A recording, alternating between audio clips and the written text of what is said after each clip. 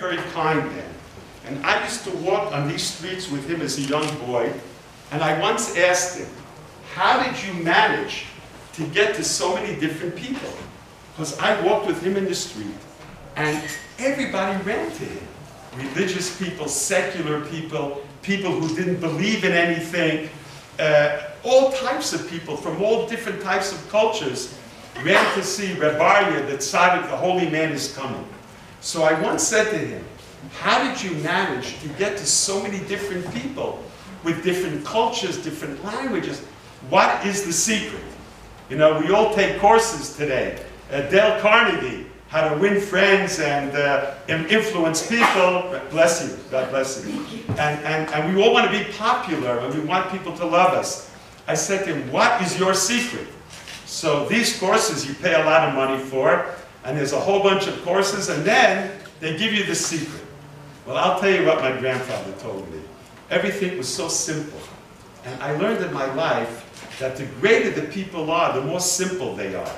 Right? I once asked my father, who was a very great man, I said, Daddy, in America when I was a young boy, I said, talk with big words. You talk too simple. People won't know that you're a great scholar. I said, use big words, you know, difficult words, so people will know that you're very intelligent.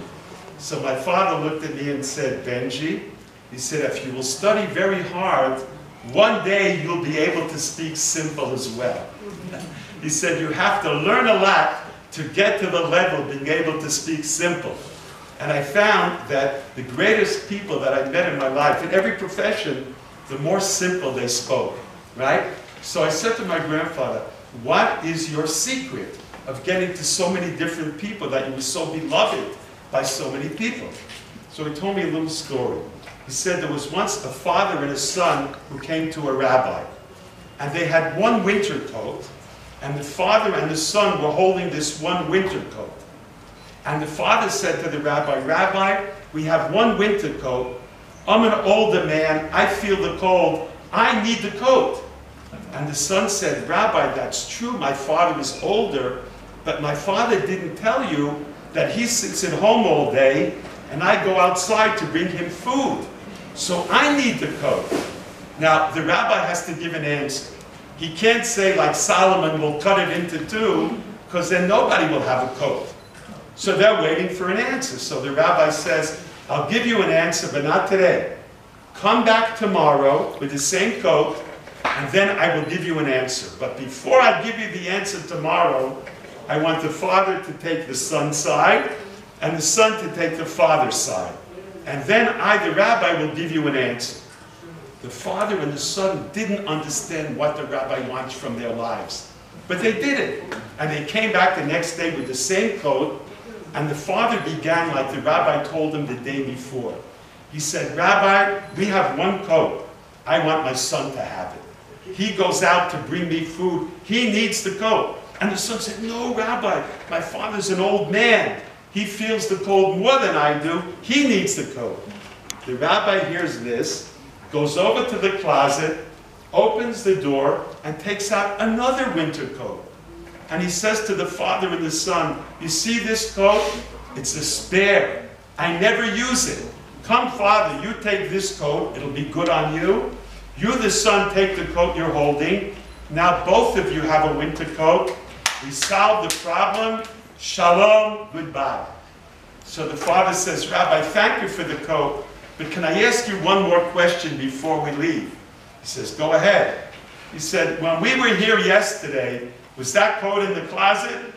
The rabbi said, that coat has been in the closet for the last 25 years. He said, so why didn't you give it to us yesterday?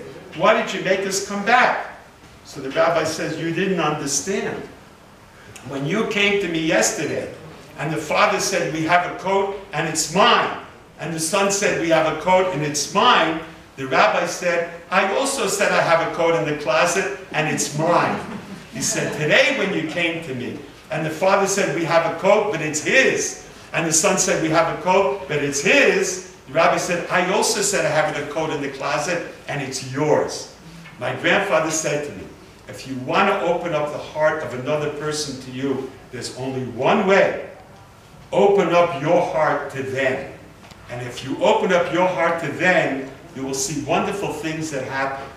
See, it doesn't go right away. It takes a little time. But people think in order to make another person love me, I have to do whatever he asks of me. That's not true. If I do whatever person wants from me in order that he should love me, I eventually become cheap in their eyes. But even if I don't agree with another person, but I show them that I care about them, that I love them, that they're important to me, eventually it opens up the heart of the other person to you as well. And that's what my grandfather said in such a simple way, and it's so true. We don't have to all agree with each other, but we do have to care about each other. We have to love other people. We have to care about them and do for them. And if we show other people that even if I don't agree with you, but you're important to me, I care for you, eventually you open up the part of the other person to them as well.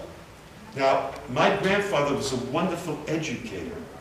And the way he taught was in such a unique way that his stories are told all over the world. So I met a very famous educator in Israel called Rabbi Baharan. He passed away a few years ago. He was a great educator. And I said to him once, "Why did you become an educator? You're such a capable person." He said, "Because of your grandfather, the holy man." I said, "Really? What was the story?" He said, "When I was a young boy, I studied in his academy. And one day, as a young boy, a little boy, and the meal, when they served lunch, they served chocolate pudding." He said, "And I loved chocolate pudding. I was a little boy. So all the boys ran to get chocolate pudding. I ran. I got a chocolate pudding. I ate it very quickly. I ran back to get another one. The person who was giving out the pudding saw that I already had one, so he gave me a smack on the face. And he said to me, 'You already had one. There were other people that didn't get yet.' He said, 'I was a little boy.' He said, 'It's years later, but I still feel that smack on my face. The pain and also the embarrassment in front of all my friends.' He said, 'I was a little boy. I got smacked, and I just lost myself, and I kicked the cart of all the chocolate pudding, and all the chocolate pudding fell on the floor. They said to me, "Now you're in big trouble. Tomorrow they're going to throw you out of the school. Tomorrow Rabbi Aryeh Levine will decide what to do with you." He said to me, "I didn't sleep the whole night. I was an orphan. They'll throw me out of the school. I'll have nowhere to go." I came to school the next morning and I heard my friends saying, "They're going to kick him out. They're going to kick him out today." He said, "I was standing there after having not slept the whole night." He said, "And then your saintly grandfather, Rabbi Aryeh Levine, walked in. He saw me and he said to me, 'Come into my room.'" Now, my grandfather had the worst room in the whole school building. It was under the stairs, like Harry Potter, right? It was under the stairs. There was no ceiling. Maybe because he was very short, but maybe because they knew he wouldn't complain. So this rabbi said to me, "I was a little boy. I went into the room with your holy grandfather with his long white beard. He closed the door and he said to me, 'Is it true what you did yesterday, that you kicked the cart of the pudding?' I said to him, 'Yes.' He said, 'Will you ever do it again?' I said, 'Never.' He said, 'Then your grandfather went to the closet and took out 2 puddings, 2 chocolate puddings. One he took for himself, one he gave to me, and with a smile that I'll never forget, he said to me, 'I also love chocolate pudding.'